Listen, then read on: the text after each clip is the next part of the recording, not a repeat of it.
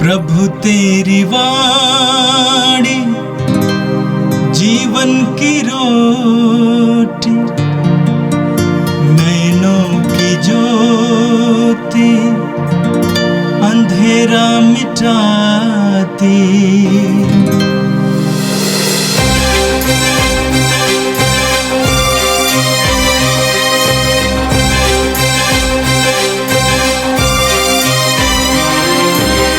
प्रभु तेरी वाणी जीवन की रोटी, नैनों की ज्योति अंधेरा मिटाती। प्रभु तेरी वाणी जीवन की रोटी, नैनों की ज्योति अंधेरा मिटाती। वाणी वाणी वाणी वाणी वाणी पवित्र है, शाश्वत है, जीवन का मन्ना है। 29 नवंबर शनिवार। पहला पाठ नबी दानिएल का ग्रंथ, अध्याय 7, वचन संख्याएं 15 से 27 तक। मैं बहुत व्याकुल हो उठा और अपने मन के दृश्यों के कारण विस्मित हो गया। मैंने वहां उपस्थित लोगों में से एक के पास जाकर पूछा कि इन सब बातों का अर्थ क्या है, और उसने मुझे समझाते हुए कहा, ये 4 विशालकाय पशु 4 राज्य हैं जो पृथ्वी पर प्रकट होंगे, किंतु सर्वोच्च प्रभु के संतों को जो रजत्व दिया जाएगा वह अनंत काल तक बना रहेगा। तब मैंने जानना चाहा कि उस चौथे पशु का अर्थ क्या है, जो सभी पहले पशुओं से भिन्न था, जो बहुत डरावना था, जो चबाता और खाता जाता था, और जो कुछ रह जाता उसे पैरों तले रौंदता था।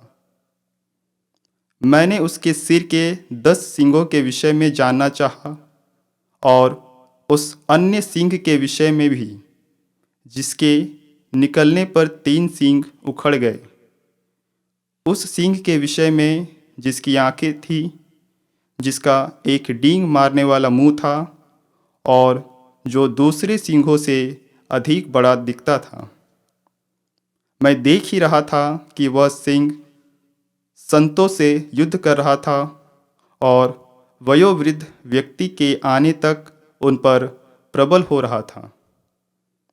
उसने सर्वोच्च प्रभु के संतों को न्याय दिलाया, और वह समय आया जब संतों ने राज्य पर अधिकार प्राप्त कर लिया।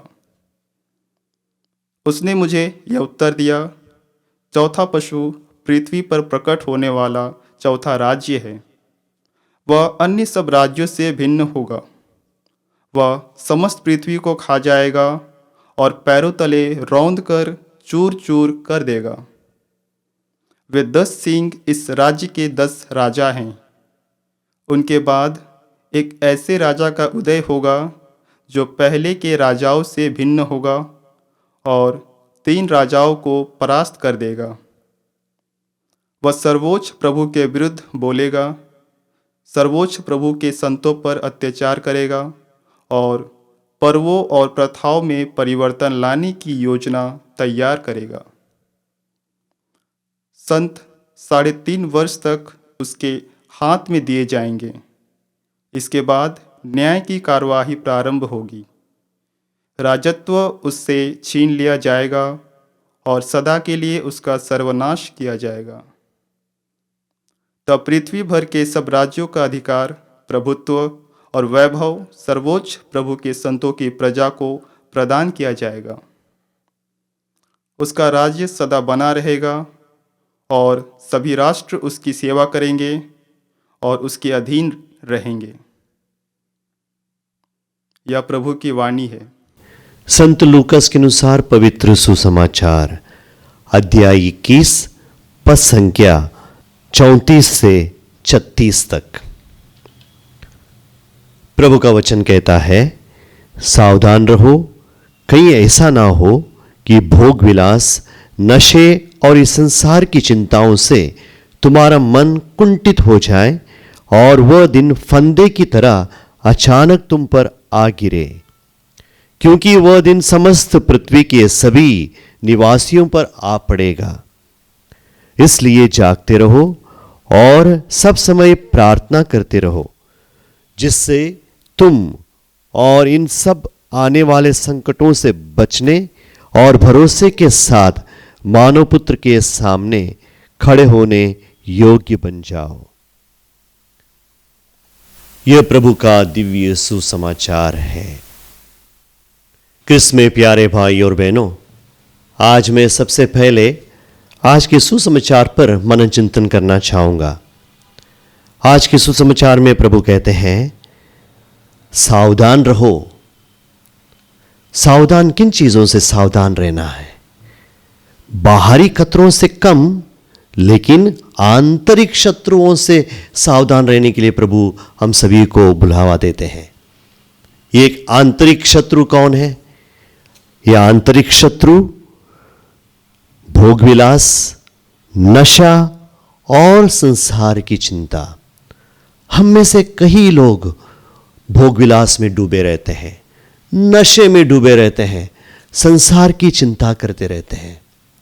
क्रिस्त में प्यारे भाइयों और बहनों, प्रभु का वचन कहता है, जब हम भोगविलास, नशे और संसार की चिंता करते हैं, हमारा मन कुंठित हो जाता है। और जब हमारा मन कुंठित हो जाता है, हम प्रभु को देख नहीं पाते। इसलिए हमें क्या करना है? प्रभु का वचन कहता है, प्रभु का वचन यह कहता है कि हमें प्रार्थना करते रहना है। और आज आगे प्रभु कहते हैं, वह दिन सब पर आएगा। किस दिन की बात प्रभु कह रहे हैं? प्रभु कहते हैं वो अंतिम दिन, अंतिम दिन वो हम सभी पर बीतेगा। ये दुनिया का दस्तूर है, जो भी इस संसार में आता है उसे इस संसार से जाना है। ये एक चीज हमारे जीवन में गारंटी है, वो है मृत्यु। हर एक इंसान जो इस दुनिया में जन्म लेता है, उसे एक दिन इस संसार से जाना ही है। लेकिन हमें पता नहीं कि वो दिन कब आएगा। अगर कब आएगा ये पता रहता, हम लोग तैयारी के साथ रहते। इसलिए प्रभु कहते हैं, तुम जागते रहो, जागते रहो। वो दिन कब आएगा आपको पता नहीं है। यानी किस प्रकार जागना है? हमें आध्यात्मिक तरीके से तैयारी करना है। प्रभु हमें डराते नहीं है, हमें डरने की जरूरत नहीं है। हमें क्या करना है? हमें सिर्फ प्रभु के साथ रहना है, प्रभु के संगति में रहना है, हर दिन प्रार्थना करना है। अगर प्रभु हमारे साथ रहेंगे ना, हमें किसी बात की चिंता नहीं रहेगी। हमें हर समय तैयार रहना है। जो प्रभु के साथ रहता है वो हर समय तैयार रहता है। यानी प्रार्थना में सजग और आध्यात्मिक तैयारी के साथ हमें रहना है। इस संसार के जीवन को अच्छे से बिताना है। संसार से अलग होकर नहीं, संसार में रहते हुए ही हमें प्रभु के पास रहना है। यही प्रभु कहते हैं, लापरवाही ना करना, लेकिन हमें क्या करना है? हर समय प्रार्थना करना है। सन 79 में इटली के पास एक शहर था, वो था पोम्पे शहर। उस पोम्पे शहर में ज्वालामुखी फट गया था और कई लोग मर गए थे। और कहा जाता है कि ये लोग जो हैं, जो भी मर गए हैं, ज्वालामुखी फटने के कारण ज़रूर मर गए, लेकिन ज़्यादातर लापरवाही के कारण मर गए। क्योंकि हिस्टोरियंस कहते हैं ज्वालामुखी फटने का जो संकेत जो है पहले से दिया जा रहा था कि धरती हिल रही थी, गर्म हवाएं चल रही थी और आकाश सब लाल हो रहा था, जानवर सब अजीबो गरीब व्यवहार कर रहे थे। तो सभी को संकेत था कि ये ज्वालामुखी फट जाएगी। लेकिन वहाँ के लोग जो हैं भोगविलास में, सांसारिकता में, नशे में डूबे हुए थे और उन्होंने कोई संकेत को नहीं देखा। और एक दिन अचानक ज्वालामुखी फट गई और कई लोग, पूरा का पूरा शहर ध्वस्त हो गया और वे वहां से भाग तक नहीं पाए। संत फिलिप नेरी की जीवन की एक सच्ची घटना है। संत फिलिप नेरी एक दिन एक अमीर व्यक्ति के घर भोजन करने के लिए गया और वहाँ पर एक नवयुवक उनके पास आया और वो कहने लगा उनसे कि फादर जी, मेरा जीवन बहुत अच्छा है, मुझे अच्छा जॉब मिल गया है, मैं अच्छे से कमाऊंगा और सारे पैसे कमाकर मैं शादी करूंगा और उसके बाद मस्ती से मैं जीवन बिताऊंगा। तब फिलिप नेरी ने पूछा, उसके बाद क्या करोगे? उसके बाद मेरे बच्चे होंगे, तो उसके बाद क्या करोगे? उसके बाद मैं अपने बिजनेस को बढ़ाऊंगा, उसके बाद तुम्हारा क्या होगा? उसके बाद मैं रिटायर हो जाऊंगा फादर जी, उसके बाद क्या होगा? तब उस युवक को पता चला कि फिलिप नेरी उनके मृत्यु के बारे में, वृद्धावस्था के बारे में वो कह रहे हैं। उसके बाद हाँ फादर जी, मैं मर जाऊंगा। इसमें प्यारे भाइयों और बहनों, उसी दिन उस नवयुवक ने अपना जीवन बदल दिया। वो एक चर्च में गया, वो प्रार्थना में लगा रहा, तब तक उसने अपने जीवन भोग विलास में बिताया था और अपने संपूर्ण जीवन को उन्होंने बदल दिया। क्रिस्त में प्यारे भाइयों और बहनों, आज का सुसमाचार हमें यही बुलावा देता है कि हम अपने जीवन भोग विलास में नहीं, नशे में नहीं, बल्कि प्रभु के सन्निधि में बिताएं, प्रार्थना करते हुए बिताएं। जो प्रार्थना करता है, जो प्रभु के साथ रहता है, उन्हें ढेर सारी आशीषें मिलती हैं और प्रभु जब भी हमें बुलाएंगे हम सभी तैयार रहेंगे। और आज का पहला पाठ दानियल के ग्रंथ से लिया गया है। दानियल ने 4 दृश्य देखे और उस दर्शन में उन्होंने 4 पशु देखे। ये पशु 4 साम्राज्य के प्रतीक हैं।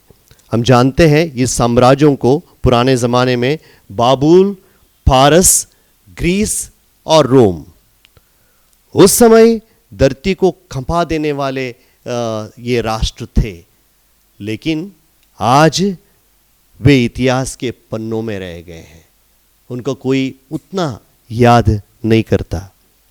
कहने का तात्पर्य यह है, ये साम्राज्य चाहे कितने भी बड़े क्यों ना हो, उनका एक दिन अंत होगा। जो मनुष्य के साम्राज्य का, मनुष्य के राज्य का अंत होगा, वो ये पृथ्वी पर सारे साम्राज्य जो हैं अस्थाई हैं, सिर्फ प्रभु का राज्य स्थायी है। यही इसलिए प्रभु आज सुसमाचार में हम लोग देखते हैं, मत्ती का सुसमाचार अध्याय 6 पद संख्या 33, सबसे पहले तुम ईश्वर के राज्य की खोज करो, बाकी सब कुछ तुम्हें दिया जाएगा। इसमें प्यारे भाइयों और बहनों, हम अक्सर अन्य चीज़ों के पीछे भाग जाते हैं, सांसारिकता के पीछे भाग जाते हैं, भोग विलास के पीछे भाग जाते हैं और प्रभु के राज्य को हम भूल जाते हैं। हाल ही में हम लोगों ने क्रिस्त राजा का पर्व मनाया। वहाँ पर हम लोगों ने सुना किस प्रकार क्रिस्त राजा का वो राज्य, प्रभु का राज्य किस प्रकार का राज्य है। प्रभु का राज्य वो शांति का राज्य है, क्षमा का राज्य है, और उस राज्य में हम अगर सदस्य बनेंगे, उस राज्य में हम प्रभु के पुत्र पुत्रियां बने रहेंगे, वहाँ पर हमें किसी बात की कमी नहीं होगी। और आज का इस पहले पाठ में दानियल विशेष रूप से चौथे पशु से परेशान है। क्यों? वो अत्यंत भयंकर 10 सींग वाला और लोहे के दांत वाला, और ये 10 सींग 10 राजों का प्रतीक है, और उनके बीच से निकलता है एक छोटा सींग, वो जो है एक अन्यायी राजा का प्रतीक है। और वो क्या करता है? वो संतों पर अन्याय करता है। लिखा है वो संतों पर अन्याय करेगा, ईश्वर के नियमों को बदलने का प्रयास करेगा और ईश्वर का विरोध करेगा। लेकिन स्वर्गदूत क्या कहते हैं?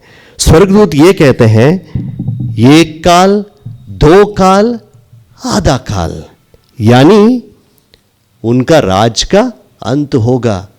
ये जो राजा जो हैं, अन्यायी राजा जो हैं, संतों पर अत्याचार करेंगे, लेकिन कुछ ही समय के लिए कर सकते हैं, हर समय कर नहीं सकते हैं। क्रिस्त में प्यारे भाइयों और बहनों, हम लोगों ने भी कई बार ये अनुभव किया होगा कि संसार में अन्याय बढ़ रहा हो, दुष्टों की शक्ति बढ़ रही है, धर्मियों को दबाया जा रहा है, there is evil in the society. कभी कभी हम लोगों को लगता है कि क्यों, ईश्वर है कि नहीं, ईश्वर देखते हैं कि नहीं। कई बार ये सवाल हमारे मन में आए होंगे। क्रिस्त में प्यारे भाइयों बहनों, ये सब का अंत होगा। हमारे जीवन में कभी कभी मुसीबतें आती हैं, कष्ट आते हैं, हम अन्याय का सामना करते हैं। क्रिस्त में प्यारे भाई और बहनों, आज का पहला पाठ हम सभी को याद दिलाता है कि प्रभु का राज आएगा और एक दिन प्रभु सब कुछ का अंत करेगा। और जो प्रभु पर भरोसा रखता है, जो प्रभु से प्रार्थना करता है, जो प्रभु पर अपनी दृष्टि लगाते रहता है, उसके जीवन में बदलाव आएगा। तो इसलिए हम सभी को प्रभु याद दिलाते हैं हमें क्या करना है। हमें डरने की ज़रूरत नहीं है। हमें क्या करना है, हमें प्रभु पर विश्वास करना है, प्रभु के राज्य पर विश्वास करना है। हमारे विश्वास में हमें दृढ़ रहना है और पवित्रता का जीवन बिताना है, प्रभु के साथ जीवन बिताना है और प्रार्थना और आशा में बने रहना है। जो प्रार्थना करता है और आशा में बने रहता है, प्रभु उन्हें सर्वस्व हर समय प्रभु उनकी अपनी निगरानी में रखता है और प्रभु उन्हें ढेर सारे आशीषों से भर देता है। आइए हम प्रार्थना करें। ये सर्वशक्तिमान पिता परमेश्वर, हम आपको धन्यवाद देते हैं। धन्यवाद देते हैं ये प्यारे प्रभु, आपने हम सभी पर अपनी ढेर सारी आशीषें बरसाई हैं। धन्यवाद देते हैं प्यारे प्रभु, आपने हमें संभाला है, हमारी रक्षा की है। धन्यवाद देते हैं प्यारे प्रभु, कई बार हम आपसे दूर भी चले गए हों, फिर भी आपने हमें आपके पास बुलाया है। ये प्रभु, हम प्रार्थना करते हैं, हमारे जीवन में जब मुसीबतें आते हैं, जब हम अन्याय का सामना करते हैं और जब हमें लगता है कि हमारे साथ अन्याय हो रहा हो, ये प्रभु हमें शक्ति दीजिए आप पर भरोसा रखने के लिए। आप ही हमारे जीवन के मालिक हैं। आपके राज्य में सबका समान अधिकार होगा और आपके राज्य में हम सभी को आशीष और कृपा मिलेगी। ये प्रार्थना हम करते हैं हमारे प्रभु क्रिस्त के द्वारा, आमीन। प्रभु तेरी वाणी जीवन की रोटी, नैनों की ज्योति अंधेरा मिटाती। वाणी वाणी वाणी वाणी वाणी